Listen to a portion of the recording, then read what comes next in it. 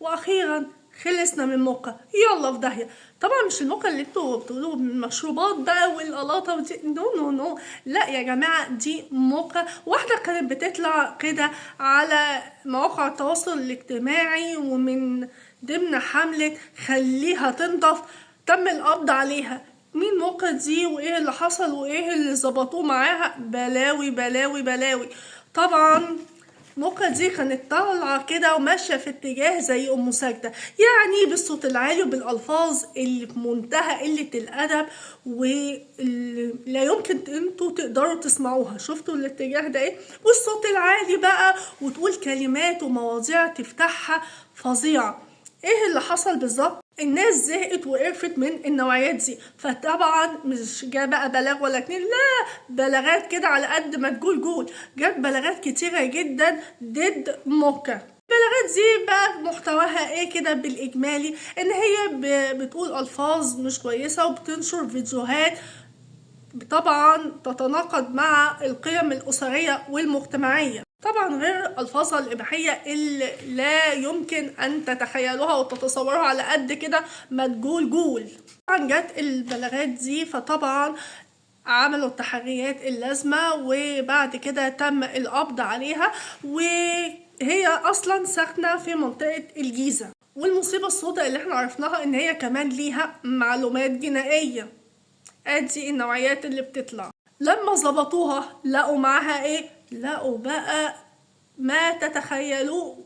يعني الصورة دي احنا شفناها مع ناس كتيرة قوي من اللي بيطلعوا واللي بتتفرجوا عليهم وبتعملوا لهم بقى صيت وبتسمعوا ليهم كده شهرة وبقى ليهم صيت. شفنا الصورة دي كتير، بس دي بقى كتير قوي. لقوا معاها ما يلي، طبعا غير الثلاث موبايلات اللي هي علشان للتصوير وكده، ومش فاهمه ليه كل الموبايلات دي. لقوا معاها كميه من مخدري الحشيش والبودر. والمصيبة السوداء ان هما لما واجهوها بالحاجات دي هي ما انكرتش. البنت صريحة وواضحة، اصلا هتنكر ايه؟ ده كل حاجة على عينك يا تاجر، والفيديوهات موجودة والالفاظ موجودة والمواضيع موجودة، فهتنكر ايه؟ اعترفت البنت سادة، ما قالتش ذكاء اصطناعي ولا اي ولا اي حاجة. هي اعترفت، قالت هو ده اللي بيجيب فلوس دلوقتي وانا عايزه اكسب فلوس. طيب بالنسبه يا موكا للحاجات دي والمخدري الحشيش والبودر ده نظامها؟ قالت مش بقصد التعاطي، تعاطي مين ده عند عبد المعاطي.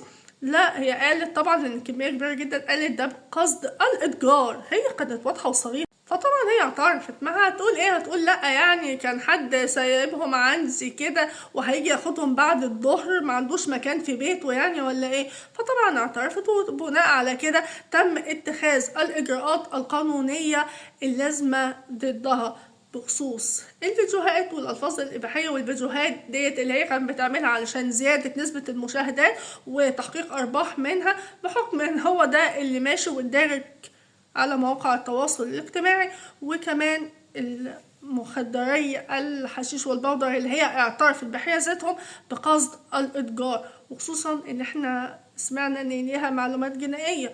فطبعا بدل التهمة تهمتين، ويمكن الله اعلم ياما في الجراب يحاوي.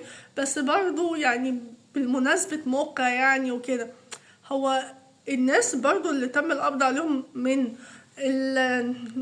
مواقع التواصل الاجتماعي وما يعرضونه ويبقوا زي دول مسمينهم ابطال مواقع التواصل الاجتماعي، مفيش اخبار عنهم ايه يعني؟ برضه لسه موضوع شاكر والناس اللي غيره مقبوض عليهم، مفيش اي حاجة كده ظاهرة. عايزين نسمع ونطمن ايه اخر الاخبار.